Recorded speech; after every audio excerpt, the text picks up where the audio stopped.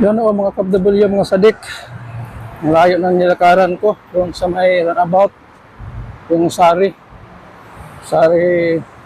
Street daw. Ito, kita niyo yung mga overpass ito.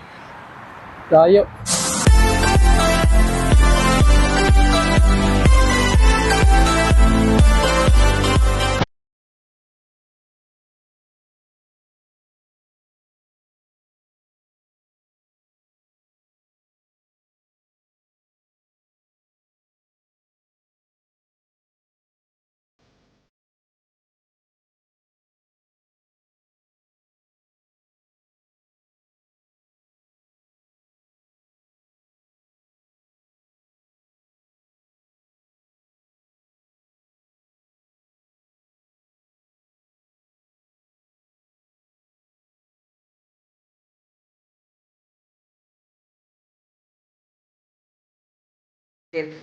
Grabe, ang dami naman pangalan nito. Pero Kuya Nick TV, ayan. Shout out sa iyo at Yan o mga KFW, mga sadik. Ang layo ng nilakaran ko doon sa may runabout, yung Sari Street daw. Ito, kita niyo yung mga overpass ito. Dahil mga KFW, mga sadik. So dito. So balik tayo doon sa kaganapan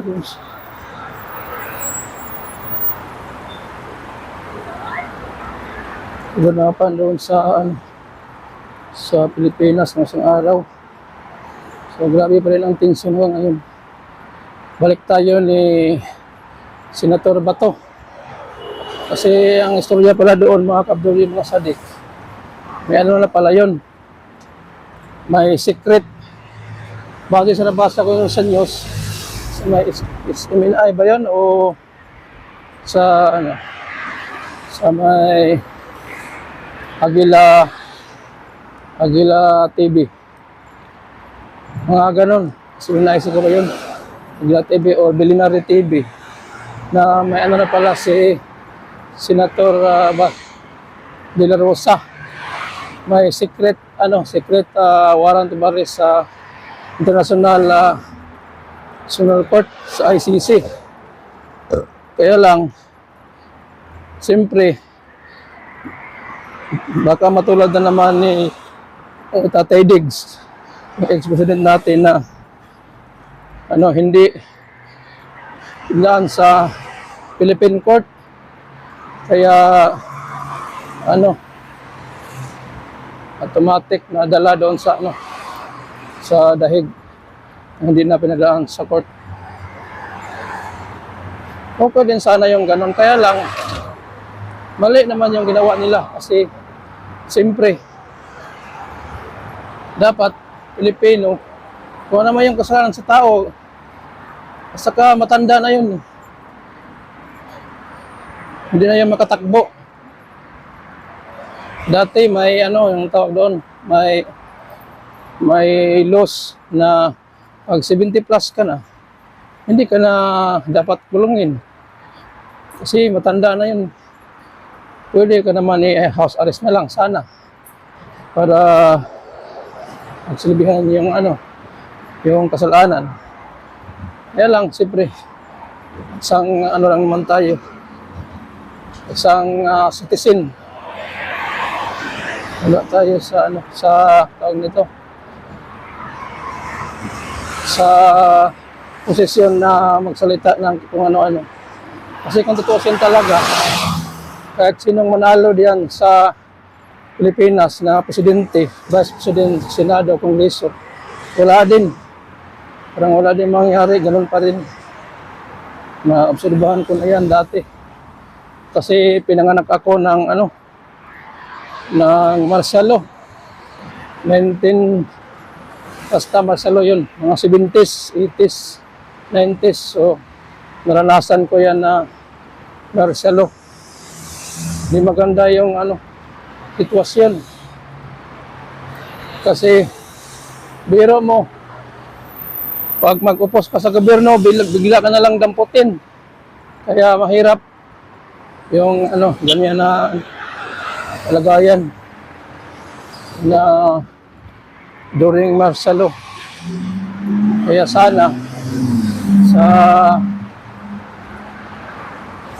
balikan natin yung ano, yung opinion lang naman kasi siyempre isip ano yung tawag nito. Ang opinion ko lang naman kasi as a overseas Filipino worker of OFW, tapos citizen of the Filipino, may karapatan din ako magbigay ng opinion kung ano may yung sa ulubin ko. So, ganyan mga kabduy, mga sadik. Ako po, ay ano talaga ako, hindi naman talagang diehard din naman siguro kasi siyempre sa Mindanao po ako, kaya saan yun ang mga Duterte? Sa Davao, Mindanao. Kaya nagiging secret, ang tawag nito, secret Duterte solid supporter na rin. Pero siyempre, kung nandyan sila sa tama, ganyan yung mga kabdoy, mga sadik. Kung nandyan sa tama ang mga DDS, so doon tayo. Kung sa palagay natin na nalihis na din yung mga Duterte, eh siyempre, sawayan din natin. Pero sa tingin ko naman ngayon, mas okay pa naman. So sa sinabi ko na nung nakaraan, nung kanina, na kahit sinong manalo na presidente, vice president, sa mga senator, congressman, baba doon sa mayor, sa gobyerno natin, ganun pa rin, wala, hindi pa rin tayo matulungan. Kasi ranas ko na yan, matagal ko na ang OFW dito sa Middle East since 2002. Biro mo, nag-file yung asawa ko na magiging sana, yung tawag nito, magkaano ba, yung may scholarship yung mga anak ko sa UWA, sa Polo pa yun natin, Polo UWA, hanggang nag-graduate na lang yung anak ko sa college, sa UP Cebu. Wala, ganun pa rin. Sabihin, walang spot sa na lang. Sunod, next na lang daw, next year, naubos na lang, nag-graduate na lang. So, hindi naman yung nagagalit ako sa gobyerno natin sa UWA. Lang, yung sinasabi ko lang yung real talk na naranasan ko nung nakaraan. So, wala tayong magawa. Kung sino yung malapit sa department na yan, yun ang unahin, siyempre. So, boto na lang ngayon yung Department of Agriculture na department. So, nawang nakatulong na sa sa pamilya ko. Siyempre, pinaghirapan din naman yung sa anak ko. Kasi, tinatry nila alonsan. Yung yung kunting business, yung sa young farmers. Yung sa young farmers na grupo. So, swerte na nalo yung anak ko. Nagiging sila, ang tawag noon, regional champion. So, tapos nag-regional champion sa young farmers sa Department of Agriculture. Pumunta na naman sila sa national. Pagpunta sa national, nanalo na naman. Swerte. Swerte mga kabduli, mga sadik. Kasi nanalo sila sa So, bawat panalo nila may prize. Ang unang panalo yata nila yata yun? Yung tawag nito, 50 mil yata yung panalo nila. Tapos yung pangalawang panalo, 80 mil. Tapos may 150 din. So naka ano sila, puhunan sila sa business nila. Hindi lang naman anak ko, yung panganay ko nga si Priyan, partner sila nung isa na ano din, kaklase niya yung high school at UP graduate din sa Cebu. Kaya ganun. So doon na sa national, so proud ako kasi nanalo na naman sila. Grabe. Nagdagan na yung ano na puhunan, nagiging 300,000 yata yun. So kaya nung branch nila sa Snape yung ano nila na ano nila yung tawag nito, yung business nila na Snape. Parang Dunkin' Donut, parang donut ganun na galing sa Kasaba, Balanghoy. Kaya ano, nagiging may branch sila doon sa ano yung branch nila sa Butuan, Libertad. Saka ngayon, pangatlong branch nila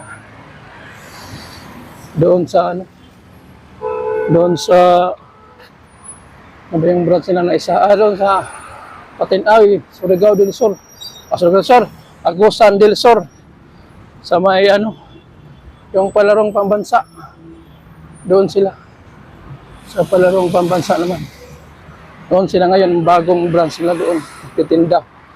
So, nagpasalamat ako sa Department of Agriculture. Kahit ganun-ganun na lang yun, yung mga pangyayari sa ano natin, sa gobyerno natin.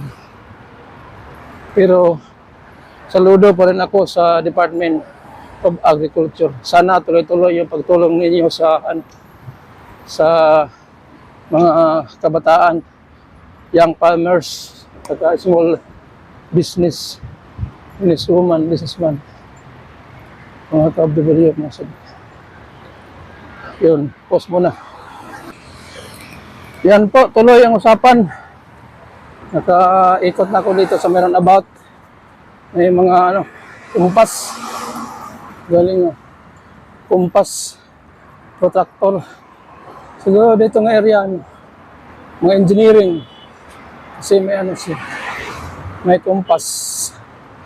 So balik tayo doon sa ano, maya-maya din. Yan natin. Tawag nito. Pag-usapan natin din yung kalagayan sa Pilipinas. Yung pag-usapan lang naman, ano na naman, opinion. Wala naman tayong kinikilingan kung sa Duterte side ka or sa Marcos side. Basta nandyan sa tama, okay lang. I-post ko lang muna. Yan, tuloy, mga ka-OFW, mga sadik. Traktor, ganda ng traktor.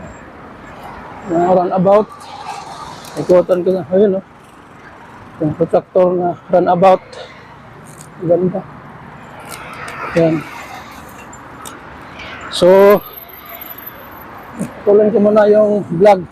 Pangalawang vlog na to, mga ka-OFW, mga sadik. So, hanggang sa sunod na vlog. Mga ka-OFW, babo!